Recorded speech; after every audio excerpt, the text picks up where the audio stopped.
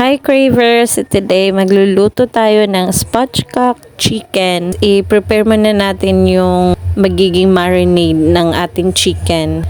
So first is 2 teaspoon Himalayan salt or iodized salt, 2 teaspoon garlic powder, 2 teaspoon curry powder, and 1 teaspoon black pepper. So, ayan, i-massage nyo lang sa chicken, sa mga packet, yan, yung sa wings.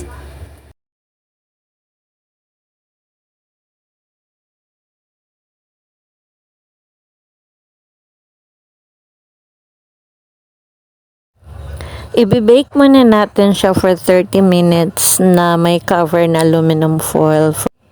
And sa temp naman is 200 degrees Celsius. And after 30 minutes, tanggalin na natin yung foil. Ilagay natin yung potatoes and butter sa ibabaw ng ating chicken. And after nun is ibibake natin siya for another mga 40 minutes. So ayan, ibalik na natin siya. And let's wait.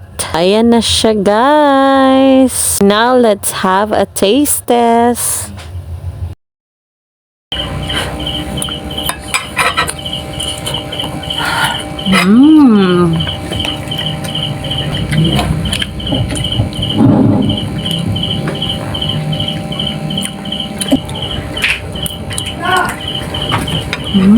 Booking confirmed. Yay! Yan, taka ka.